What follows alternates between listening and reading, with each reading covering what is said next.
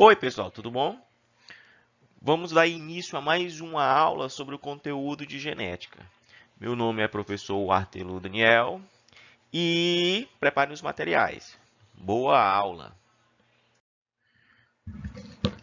Antes de iniciar a aula, vamos ter que assistir esse vídeo com várias animações a fim de facilitar o entendimento sobre os conceitos básicos de genética. Alguns deles nós já vimos antes em aulas anteriores.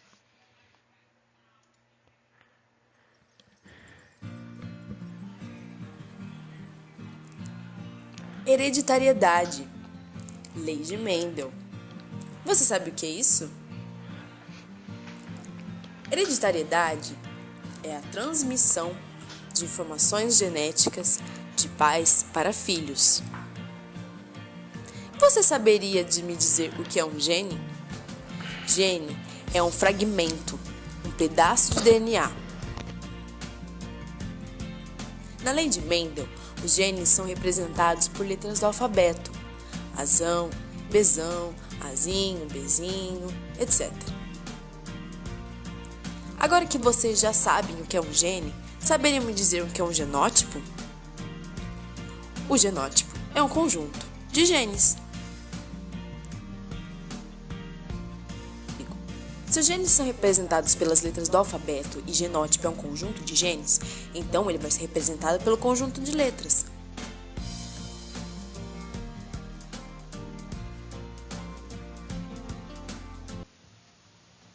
Repare que nesse genótipo, os genes que estão sendo mostrados são genes alelos. Hereditariedade. Lei de Mendel. Você sabe o que é isso? Hereditariedade é a transmissão de informações genéticas de pais para filhos. Você saberia de me dizer o que é um gene? Gene é um fragmento, um pedaço de DNA. Na lei de Mendel, os genes são representados por letras do alfabeto: Azão, Bzão, Azinho, Bzinho, etc. Agora que vocês já sabem o que é um gene, saberiam me dizer o que é um genótipo? O genótipo é um conjunto de genes. Se os genes são representados pelas letras do alfabeto e genótipo é um conjunto de genes, então ele vai ser representado pelo conjunto de letras.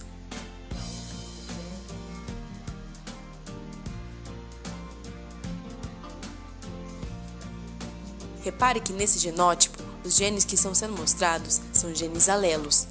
Você sabe o que é um gene alelo? Alelos são genes que estão localizados na mesma posição em um cromossomo e, consequentemente, estão relacionados com a mesma característica. Depois de assistir os vídeos, nós vamos ter que fazer um breve resumo sobre os principais conceitos que foram abordados. Na imagem a seguir, nós vemos uma célula em processo de divisão. Por que eu digo em processo de divisão? Porque o núcleo dela está condensado, está enovelado, formando os cromossomos. Nos cromossomos é possível observar que eles têm os alelos. Eu tenho um cromossomo, dois cromossomos. Os alelos são representados por essas letrinhas aqui. Vocês podem ver que as letrinhas aparecem minúsculas e maiúsculas. Para isso, nós temos o conceito de alelo, alelo dominante. Toda vez quando você vê uma letrinha maiúscula, quer dizer que aquele alelo possui uma característica dominante sobre outra. Dominância está relacionado com o fato de que ela vai se expressar mesmo com a presença desse gene aqui. Esse gene com a letrinha minúscula eu chamo de alelo recessivo. Alelo recessivo. A característica dele não vai se expressar na presença do alelo dominante. Não vai se expressar, tá certo? Quando eu tenho duas letrinhas iguais, eu digo que esses alelos estão em homozigose, quer dizer, eles são iguais. Agora, se tiver diferente, eu digo que os alelos estão em heterozigose. Aqui tem um exemplo aqui na própria célula. Czão, Czinho. tá certo? O alelo em homozigose não precisa ser necessariamente com alelos dominantes. Pode ser com alelo recessivo. Dzão, Dzinho aqui. Os dois são alelos homozigotos. Tá certo? Czão, Czinho, heterozigoto. Bzão, Bzão, homozigoto. Azão, Azinho, vocês completam aí, é heterozigoto. Acertou quem disse heterozigoto. O conjunto de todos esses alelos, eu tenho o conceito de genótipo. A moça também do vídeo falou sobre fenótipo. O fenótipo, então, está relacionado com o genótipo mais um meio no qual o indivíduo está inserido. Ele deu o exemplo dos gêmeos, apesar de terem genótipos iguais, se eles forem criados de forma diferente, com alimentação diferente, em locais diferentes, eles vão se desenvolver e se tornar adultos com características físicas completamente diferentes, das quais eles nasceram. Nasceram iguais, depois de um tempo ficaram diferentes, ficaram com o fenótipo diferente. Isso tudo por conta de influência do meio. Para entender melhor como é feita a transmissão de características hereditárias, como é que eu recebo características do meu pai e da minha mãe, há muito tempo atrás, um monge chamado Gregor Mendel, ele começou a analisar características específicas de uma plantinha, de um feijão. Para explicar melhor para vocês, eu trouxe esse pequeno vídeo aqui para tratar sobre os conceitos básicos relacionados com as leis de Mendel. Agora que sabemos alguns conceitos de genética, vamos falar sobre a lei de Mendel. Gregor Johann Mendel era um monge austríaco e iniciou suas pesquisas nos jardins do mosteiro, cruzando plantas de ervilhas de linhagem pura. Mas como? Por quê? Mendel trabalhou com as ervilhas Pisum sativum, mais conhecidas como ervilhas de cheiro, ou ervilha mesmo.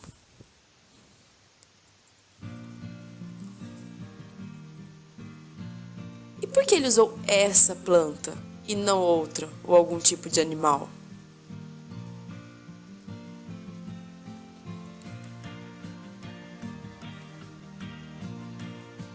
Ele escolheu as ervilhas porque elas possuem um crescimento rápido.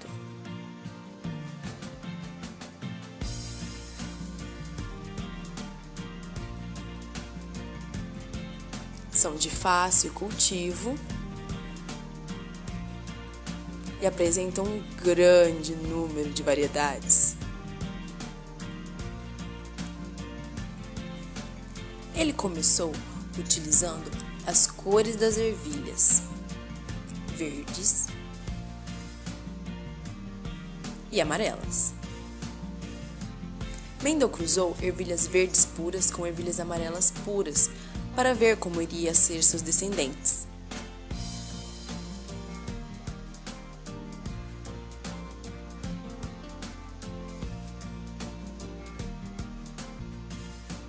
Agora que sabemos alguns conceitos de genética, vamos falar sobre a lei de Mendel. Gregor Johann Mendel era um monge austríaco e iniciou suas pesquisas nos jardins do mosteiro, cruzando plantas de ervilhas de linhagem pura. Mas como? Por quê? Mendel trabalhou com as ervilhas Pisum sativum, mais conhecidas como ervilhas de cheiro, ou ervilha mesmo.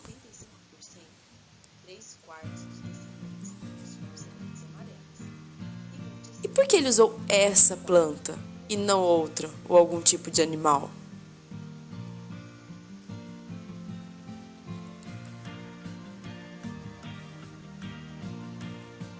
Ele escolheu as ervilhas porque elas possuem um crescimento rápido.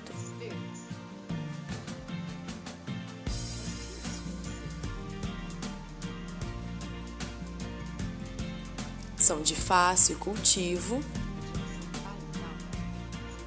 e apresentam um grande número de variedades. Ele começou utilizando as cores das ervilhas, verdes e amarelas. Mendel cruzou ervilhas verdes puras com ervilhas amarelas puras para ver como iria ser seus descendentes.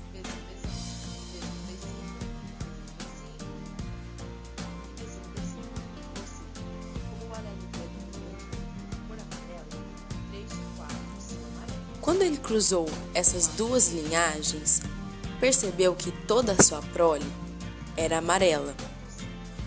Então chamou o genitor das sementes amarelas e verdes de geração parental P e sua prole de F1.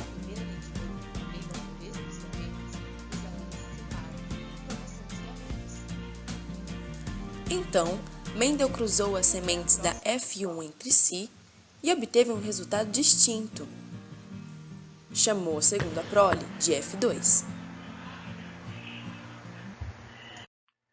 O vídeo que acabamos de assistir, ele comenta de forma breve todos os conceitos do monge Gregor Mendel, né? Que ele trabalhou com linhagens de ervilha para tratar sobre o conteúdo de transmissão das características hereditárias. Algumas características não são tão boas assim. Não são tão boas. Algumas doenças são transmitidas através dos genes. Uma delas é a fenilcetúria, que é uma doença hereditária devida à falta de uma enzima que, se não for tratada de início, pode causar uma deficiência intelectual grave e problemas neurológicos. Essa doença é transmitida por pais heterozigotos. Por quê? Porque a doença só é expressa em homozigose recessiva. Quer dizer, quando aparecer um Azinho, se porventura nascer um bebê Azinho, ele vai ser doente, vai ter fenilcetúria. Se não for tratado, pode ter deficiência mental. Então, esses pais têm que ser heterozigotos. Vamos pegar os genes dele, colocar aqui do lado direito e começar a fazer o cruzamento, igual ao vídeo. Vamos pegar aqui do lado esquerdo, temos os genes do pai. Do lado direito, temos os genes da mãe. Vamos lá, pegar o azão, botar aqui. O outro azão, colocar aqui. Esse bebê aí vai nascer normal. Vamos pegar aqui o azão do pai, colocar aqui. O azinho da mãe, colocar aqui. Ó, o bebê, esse bebê aqui vai ser heterozigoto. Ele é portador da doença. Já tem um gene recessivo aí. Vamos fazer mais cruzamento. Vamos pegar aqui o azão da mãe. Todo gene dominante vem primeiro, tá certo? Todo gene dominante vem primeiro. E vamos colocar ele na frente. E o azinho ali, ó, o azinho do pai. Esse bebê também ele é heterozigoto. Ele vai ser portador. Ainda não é o bebê que eu estou procurando. Já esse bebê aqui, ó, tem o azinho do pai e o azinho da mãe. Pronto, esse bebê ele é homozigoto recessivo. Esse bebê vai nascer doente, vai nascer com a fenilcetúria. Então, a gente tem um breve exemplo aqui de transmissão de características hereditárias. No caso, uma doença que é expressa em homozigose recessiva. Vamos apresentar os bebezinhos aqui. Esse bebê é normal. Esses bebês são normais, mas eles são portadores da doença. Eles podem transmitir essa doença para os filhos. Já esse bebê, ele é doente. Se não for tratado de forma inicial, ele pode se tornar um adulto com deficiência mental e problemas neurológicos. Vendo essa imagem em números, nós temos que o todo pode ser dividido em 4 partes. Então, esse bebê representa 25% do todo, esse 25%, esse 25% e esse 25%. Em termos gerais, nós temos que Heterozigotos apresentam 50%. Bebê normal, completamente normal, não portador da doença, 25%. E bebê doente, 25%. Em outros números, um bebê normal representa um quarto, porque ele é um dos 4 representantes das possíveis possibilidades de nascimentos de bebês daquele casal.